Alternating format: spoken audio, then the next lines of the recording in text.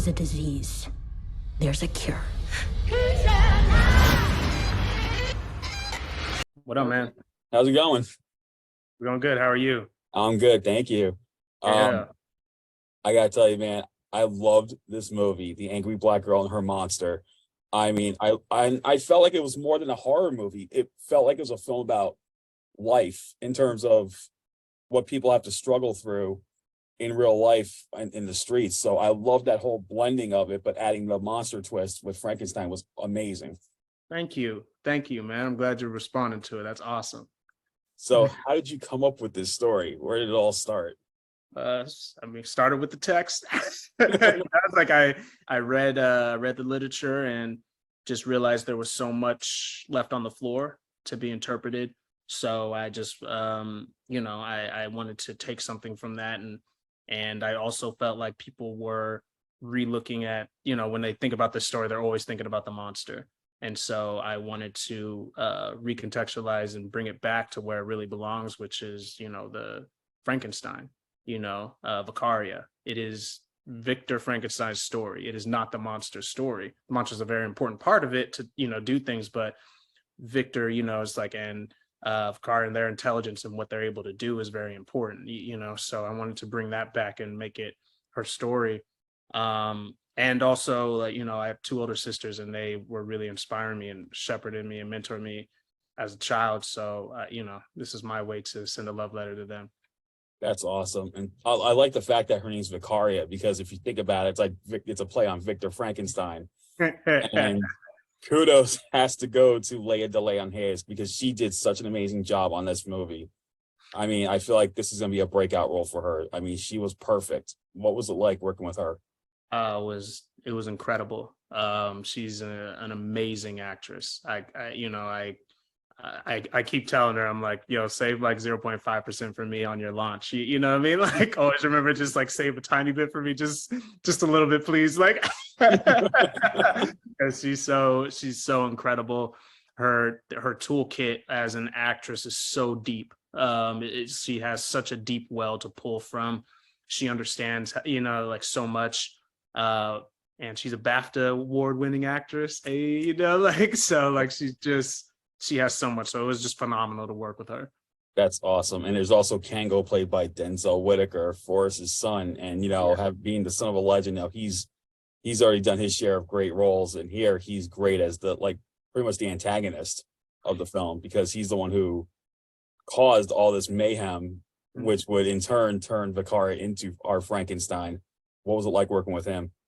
Working with him was fantastic. I mean, he's an incredible actor. And like he's so intelligent, so perceptive. He has questions, and then he just delivers.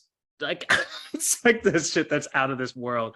I loved working with him. I couldn't be happier. It's like he was fantastic, and just for how much he brought to the role, and just he has such a legendary status for me, like coming from the great debaters, and also like Black Panther and stuff like that. Like his track record is just monumental. So having him on set was fantastic. I don't think he's Whitaker's actual son, but he's like named after, he has that last name though. Right. Yeah. And Amani Summer is great as Jada. I mean, she actually reminded me of my 10-year-old daughter. Just the way she comes up with everything. It felt like, oh look, I'm meeting my imaginary friend. Like that whole thing was insane. And at times, especially the dinner scene, scared the crap out of me, because I'm like, if you see him peeking through that hole, and I'm going, oh my god, like what if he just like comes out of nowhere and just starts destroying his family, and like that vision like entailed into my head.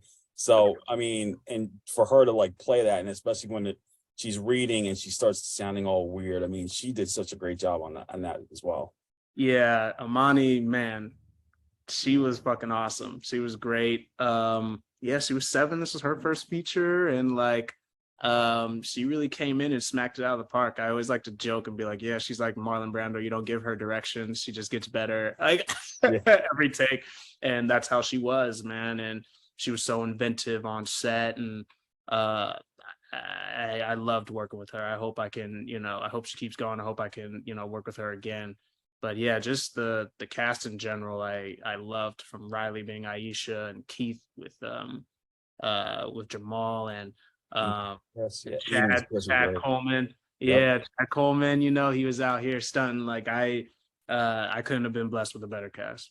That's awesome. And even the kill scenes were great. I mean, the practical effects were great. You barely saw any visual effects. I mean, it looked like it was done all practical, and they just looked amazing for this film. I mean, some of the kills I wasn't even expecting in terms of how they were executed. I'm not gonna spoil it, but I just said to myself, holy crap. Like that was amazing. That's an amazing kill right there. Like, awesome. Thank you. I'm glad, it's those were disgusting. Those were weird. It's like, and I'm glad they're working. People be jumping on them, and I'm like, yeah, all right, cool. Like, so we got something, right? Because you never know. You're on set, you do it, and you're just like, I don't know if people are gonna like this shit, but whatever, let's get it. When you write the script, you like decide how they're gonna die, like what they're gonna use. Did you do it like in the script, or did you do it like on set, like on the fly? How'd you come up with that? Yeah, well, I did it in the script. I would just be thinking about shit, you know what I mean? And like, so that came in, and then on set, whether you can capture it exactly what you want or not, it's like you kind of adapt or whatever, depending on what's going on. So, yeah. That's awesome. Yeah. Did you face any difficulties during shooting at all? Like, because for the film, were anything that you had to think about, like had to go to a plan B in terms of like maybe its location or how things were done, or was it pretty smooth? Everything was perfect. No.